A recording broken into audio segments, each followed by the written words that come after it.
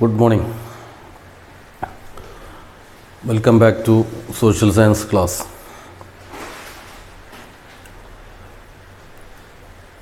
Now we are discussing the chapter named Europe in Transition. Europe പരിവർത്തന പാതയിൽ എന്ന ചാപ്റ്ററാണ് നമ്മൾ ഡിസ്കസ് ചെയ്തുകൊണ്ടിരിക്കുന്നത്. Last class we have discussed about the position of Constantinople and the features of Constantinople in the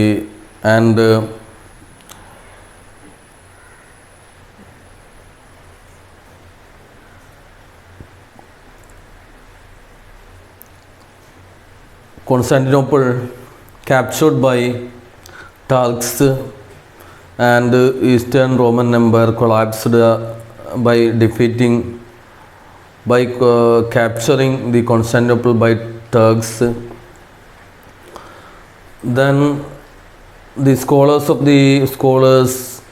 of living in the Constantinople migrated to other nearby areas, especially to Italy, because of various reasons, and we have discussed earlier these things. Now, and very last class, the Italian cities further thinking and encourage the spirit of learning among the immigrant scholars. By the end of the 13th century, the Renaissance which began in Italy flourished and spread to other nations.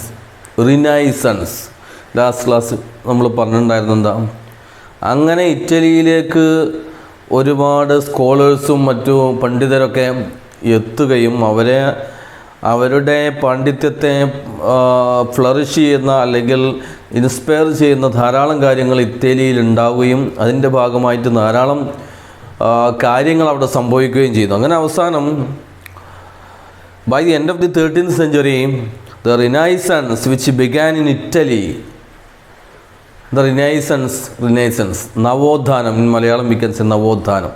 ഇറ്റലിയിൽ renaissance എന്ന് പറയുന്ന ഒരു പുതിയ പ്രതിഭാസം ഉണ്ടാകുകയും അത് സാവധാനം മറ്റു ഭാഗങ്ങളിലേക്കത് സ്പ്രെഡ് ചെയ്യുകയാണ്. അപ്പോൾ എന്താണ് റിനൈസൻസ്? Watts renaissance? അതിലേക്ക് വരുന്നതിന് മുമ്പ്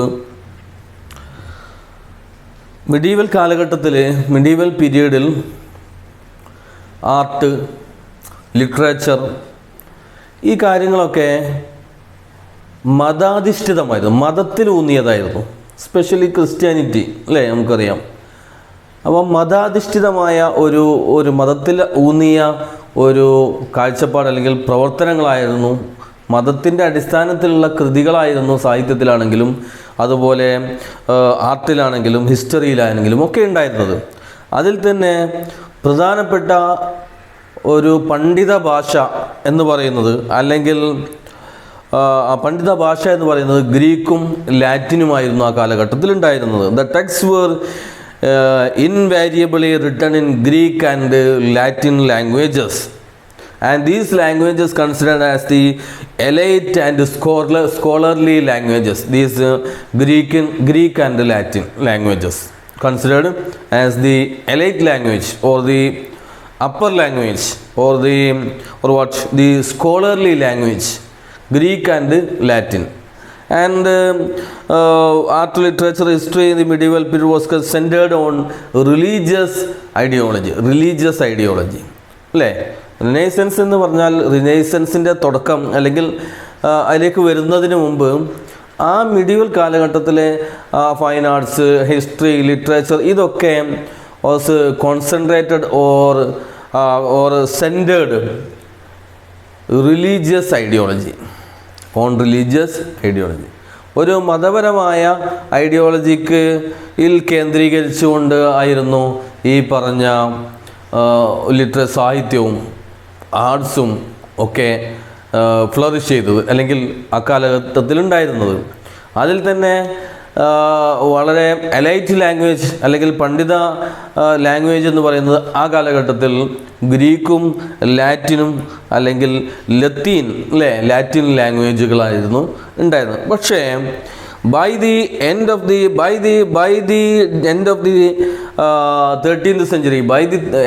13th century ഇതിൽ ചില വ്യത്യാസങ്ങൾ മാറ്റങ്ങൾ ഉണ്ടാകും. നമ്മൾ നേരത്തെ പറഞ്ഞിട്ടുണ്ടായിരുന്നു അല്ലേ, by the end of the 13th century there was a renaissance which takes place in Italy and spread to the other nations. And here, by the dawn of the 13th century, Latin and Greek gave way to regional languages like English, Spanish, and French. Instead of Greek and Latin, there were new languages takes place.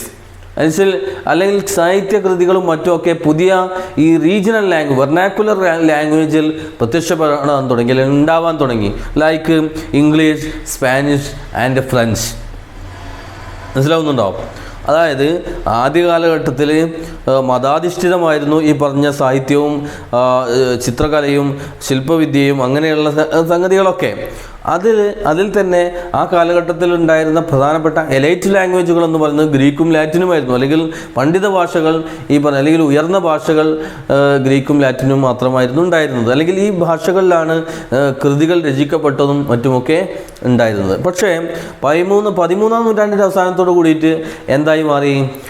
ചില regional ലാംഗ്വേജസിൽ ഈ കൃതികളൊക്കെ രചിക്കപ്പെടാൻ തുടങ്ങി. Regional ലാംഗ്വേജസിൽ രചിക്കപ്പെട്ടാൽ എന്താ അതിൻ്റെ നേട്ടം? സാധാരണക്കാരായ ആൾക്കാർക്ക് കൂടുതൽ അവരിലേക്ക് കാര്യങ്ങൾ എത്തും അല്ലേ, അവർക്ക് കൂടുതൽ കാര്യങ്ങൾ മനസ്സിലാക്കാൻ പറ്റും. ലൈക്ക് ഇംഗ്ലീഷ്, സ്പാനിഷ്, ഫ്രഞ്ച് അതൊക്കെയായിരുന്നു അന്നത്തെ റീജിയണൽ ലാംഗ്വേജസ്. അതിലൊക്കെ സാഹിത്യകൃതികളും മറ്റുമൊക്കെ ഉണ്ടാകാൻ തുടങ്ങി. അല്ലെങ്കിൽ ഈ ഗ്രീക്ക്, ലാറ്റിൻ ഭാഷകൾക്ക് പകരം റീജിയണൽ ലാംഗ്വേജസ് വികസിക്കാൻ തുടങ്ങി, അല്ലെങ്കിൽ അതിൽ കൃതികൾ ഉണ്ടാവാൻ തുടങ്ങി. The writers of this period adopted the life of the common man as the central theme of their work. The writers of this period adopted the life of the common man as the central theme of their work instead of what? Instead of religion or religious basis. ഈ മതാധിഷ്ഠിതമായിരുന്ന ഒരു സാഹചര്യത്തിന് പകരം എന്തായി മാറി? മനുഷ്യ ജീവിതത്തിൻ്റെ നാനാതുറകൾ ഈ regional ലാംഗ്വേജസിൽ പ്രത്യക്ഷപ്പെടാൻ തുടങ്ങി. മനുഷ്യ ജീവിതത്തെക്കുറിച്ച് പ്രതിപാദിക്കുന്ന കാര്യങ്ങൾ വരാൻ തുടങ്ങി അല്ലേ. അതാണ് the writers of this period adopted the life of the common man as the central theme of their works അല്ലേ. സാഹിത്യകാരന്മാരുടെ കൃതികളിൽ അവരുടെ മതത്തിൻ്റെ കാര്യങ്ങൾ മാത്രം പറയുന്നതിന് പകരം മനുഷ്യനും അവൻ്റെ ജീവിതവും അവൻ്റെ ചുറ്റുപാടും ഈ സാഹിത്യകൃതികളിൽ, പ്രത്യേകിച്ച് റീജിയണൽ ലാംഗ്വേജസിൽ ലൈക്ക് ഇംഗ്ലീഷ്, ഫ്രഞ്ച്, സ്പാനിഷ് പോലെയുള്ള ലാംഗ്വേജുകളിൽ വരാൻ തുടങ്ങി. അല്ലെങ്കിൽ സാഹിത്യകാരന്മാർ അങ്ങനെയുള്ള ലാംഗ്വേജിൽ അവരുടെ വർക്കുകൾ എഴുതാൻ തുടങ്ങി. The literature of this period was no longer confined to religion and philosophy but gave way to the themes that adopted diverse aspects of human life. Instead of the religion and philosophy എന്തായി മാറി? സാഹിത്യകാരന്മാർ മനുഷ്യ ജീവിതത്തിൻ്റെ നാനാതുറകൾ വരച്ചു കാണിക്കാൻ തുടങ്ങി through their works, especially in regional languages also. And similar changes occurred in the art forms like painting and sculpture. These changes ഏതിലും കൂടി വന്നു? ഏത് ചേഞ്ചസ്? ഈ മതപരമായതിൽ നിന്ന്, മതപരമായ കാര്യങ്ങളിൽ മാത്രം സാഹിത്യരചനയും മറ്റുമൊക്കെ രചിക്കപ്പെടുന്നതിന് പകരം 13ാം നൂറ്റാണ്ടിൻ്റെ അവസാനത്തോടു കൂടിയിട്ട് എന്തായി മാറി? മനുഷ്യ ജീവിതത്തിൻ്റെ നാനാതുറകൾ ഇത്തരത്തിലുള്ള കൃതികൾ വരാൻ തുടങ്ങി, സാഹിത്യകൃതികളിൽ വരാൻ തുടങ്ങി. ഇതേ സംഭവം ഏതിൽ കൂടി ഉണ്ടാകുന്നു? അത് art forms like painting and sculpture അല്ലേ. ശില്പവിദ്യയിലും ഈ പെയിൻറ്റിങ്ങിലും ഒക്കെ ഈ മാറ്റം പ്രകടമായി. എന്താ മാറ്റം? ഈ മതപരമായ കാര്യങ്ങളിൽ നിന്ന് മനുഷ്യ ജീവിതത്തെ, മനുഷ്യൻ്റെ ജീവിതവുമായി ബന്ധപ്പെട്ട കാര്യങ്ങളൊക്കെ ഈ പെയിൻറ്റിങ്ങിലും അതുപോലെ ശില്പവിദ്യയിലും ഒക്കെ വരാൻ തുടങ്ങി. അതേപോലെ ഈ പറഞ്ഞ സാഹിത്യത്തിലും വരാൻ. And this change is considered with various aspects of human life, and this change is known as humanism. This vision is known as humanism. Which vision? Instead of religion, the life of the man depicted in the literature, art forms like painting, sculpture, etc. This change or this vision is known as humanism. This vision that's primarily concerned with the various aspects of human life. മനുഷ്യ ജീവിതത്തിൻ്റെ നാനാതുറകൾ വരച്ച് കാണിക്കുന്ന ഈ ഒരു സംഗതിയെ, ഈ ഒരു കാഴ്ചപ്പാടിനെ പൊതുവെ തത്വത്തിൽ പറഞ്ഞത് ഹ്യൂമാനിസം, മാനവികത എന്നാണ് അറിയപ്പെടുന്നത്. ഹ്യൂമാനിസം. അപ്പോൾ what's humanism? The vision. Vision സാഹിത്യകൃതികളിൽ അല്ലെങ്കിൽ ആർട്ടിൽ അല്ലെങ്കിൽ ഈ പറഞ്ഞ സ്കൾപ്ചർ പെയിൻറ്റിങ്, ഇതിലൊക്കെ റിലീജിയസ് തിങ്സിന് പകരം എന്തു വന്നു? Which depicted the various aspects of human life. മനുഷ്യ ജീവിതത്തിൻ്റെ നാനാതുറകൾ വരച്ച് കാണിക്കപ്പെടാൻ തുടങ്ങി. ഈ vision, this change or this vision is known as humanism. ഈ ഹ്യൂമാനിസമാണ് എന്തിലേക്ക് വഴിതെളിച്ചത്? റിനൈസൻസിലേക്ക് പോകുന്നത്. റിനൈസൻസ് അല്ലേ? ആ ഒരു ഹ്യൂമാനിസത്തിലൂടെ വന്ന് ആ ഹ്യൂമാനിസം പിന്നീട് എന്തായി മാറി? റിനൈസൻസിലേക്ക് മാറി. The new spirit of humanism inspired unique thoughts on the universe of human life. The new spirit of humanism. ഈ ഹ്യൂമാനിസം എന്ന് പറയുന്ന ഈ പുതിയൊരു കാഴ്ചപ്പാട് inspired unique thoughts on the universe and human life. Unique thoughts on the universe and human life. It promoted reasoning and spirit of inquiry. Humanism promoted what? Spirit of inquiry and reasoning. യുക്തി ചിന്തയും അന്വേഷണത്വരയും inspire ചെയ്തു humanism. Humanism എന്ന് പറഞ്ഞാൽ ഒരു പുതിയ കാഴ്ചപ്പാടാണ് അല്ലേ? ഒരു പുതിയ കാഴ്ചപ്പാട്. എന്താ പുതിയ കാഴ്ചപ്പാട്? മതപരമായ കാര്യങ്ങളിൽ അധിഷ്ഠിതമായിരുന്ന അതിന് പകരം മനുഷ്യ ജീവിതത്തിൻ്റെ നാനാതുറകൾ വരച്ച് കാണിക്കുക, അല്ലെങ്കിൽ ആ ഒരു മാറ്റം, ആ ഒരു വിഷൻ, അതായിരുന്നു ഹ്യൂമാനിസം. ആ ഹ്യൂമാനിസം എന്തായി മാറി? പുതിയ ചിന്തകൾ വന്നു. ആ പുതിയ ചിന്തകളിലൂടെ എന്തായി? റീസണിങ് അല്ലേ? റീസണിങ്ങിനെ ഇൻസ്പയർ ചെയ്തു. എന്ന് വെച്ചാൽ ഈ പറയുന്ന എന്തിനെ? യുക്തിചിന്ത ആൻഡ് സ്പിരിറ്റ് ഓഫ് എൻക്വയറി അല്ലേ? അന്വേഷണ ത്വര, ഇതിനെയൊക്കെ. അങ്ങനെ വന്നപ്പോൾ മൊത്തത്തിൽ ഒരു അവെയ്ക്കനിങ് ഉണ്ടാകുന്നു. ഒരു എല്ലാ തുറകളിലും ഉണ്ടാകുന്ന ഒരു ഉണർവ് ഉണ്ടാകുന്നു. This awakening is known as Renaissance. Consequently, as a part of the humanism, a new awakening in all spheres of human life became visible in Europe, and it is known as Renaissance. As a part of the humanism, there were an awakening takes place in all spheres of human life in Europe.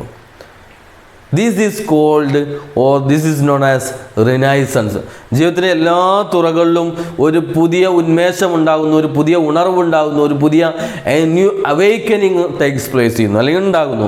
അങ്ങനെ ആ പുതിയ അവെയ്ക്കനിങ്ങിനെ ആ പുതിയ awakening is known as what? Renaissance. And now we can examine how Renaissance influenced the different spheres of social life. That's in the field of science, in the field of art, in the field of literature, etc. And literature, in the field of literature, what happened? അല്ലെങ്കിൽ പുതിയ കാര്യങ്ങൾ എന്തൊക്കെ ഉണ്ടായി? Renaissance in literature. സാഹിത്യത്തിൽ എന്താണ് renaissance കൊണ്ട് ഉണ്ടായ മാറ്റം? And who was the father of Renaissance? Who was the father of Renaissance? Petrarch was the father of Renaissance and was one of the eminent writers of the Renaissance period. Petrarch, and his period in between 1304 to 1374. Petrarch, and he was the father of Renaissance. Who was the father of Renaissance?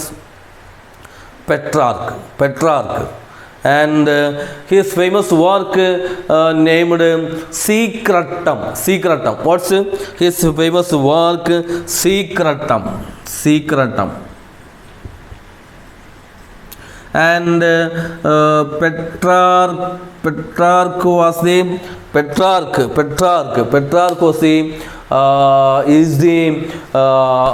father of Renaissance, and his famous work, the magnum opus of Petrarch is Secretum. Here magnum opus means his famous work is Secretum.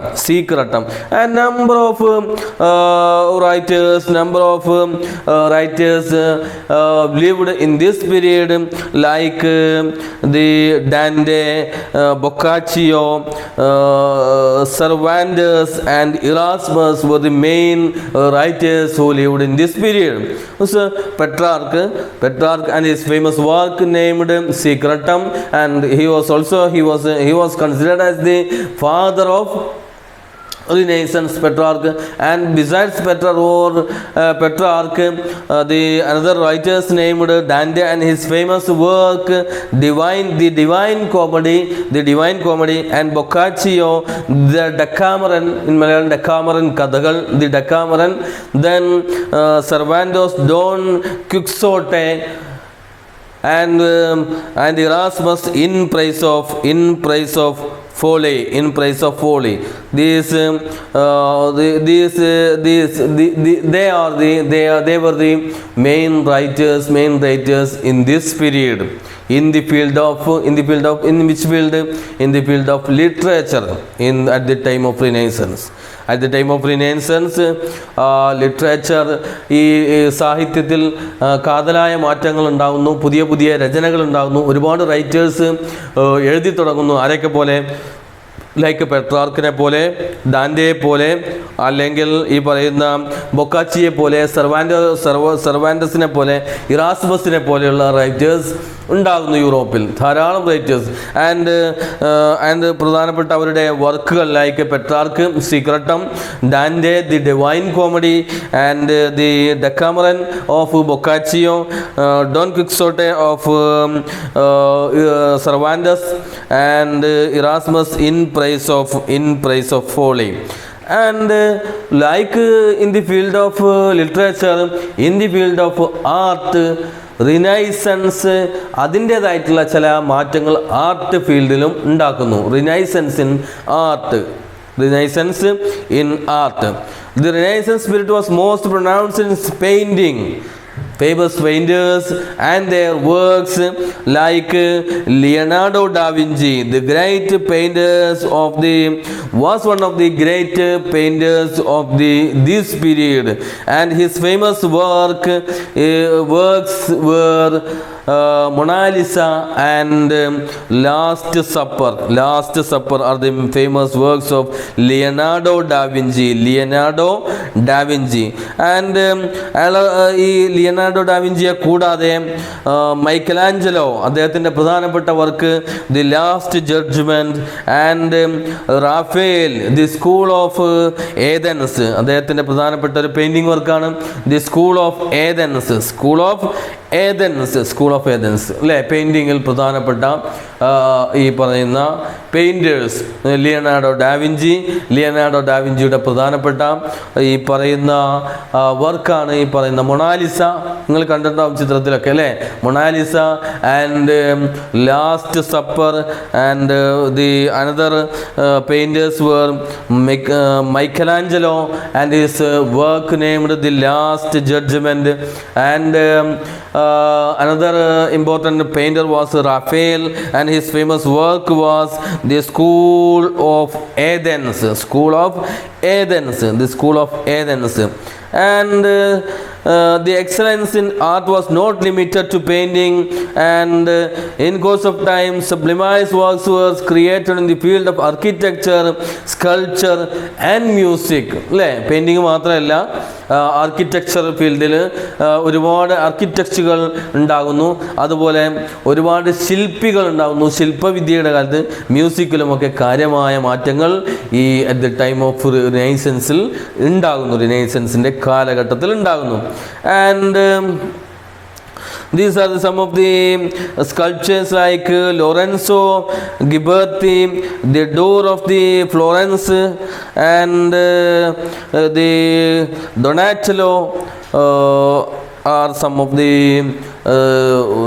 എന്താ പറയുക, ഈ ശില്പവിദ്യ മേഖലകളിൽ അന്നത്തെ കാലത്ത് വലിയ സംഭാവനകൾ നൽകിയ ശില്പികളായിരുന്നു ഈ പറയുന്ന ആൾക്കാർ. അതേപോലെ എന്ന് വെച്ചാൽ റിനൈസൻസ് കാലഘട്ടം എന്ന് പറഞ്ഞാൽ എല്ലാ മേഖലകളിലും അതല്ലേ, all spheres of the human ലൈഫാണ് അല്ലേ, awakening in the all spheres of the human life. മനുഷ്യൻ്റെ എല്ലാ മേഖലകളിലും, അത് സാഹിത്യമാവട്ടെ, പെയിൻറ്റിങ് ആവട്ടെ, ശില്പവിദ്യ ആവട്ടെ, എല്ലാ മേഖലകളിലും, സയൻസിലാവട്ടെ ഒക്കെ മികച്ച നേട്ടങ്ങൾ ഉണ്ടാകുന്നു ഈ കാലഘട്ടത്തിൽ.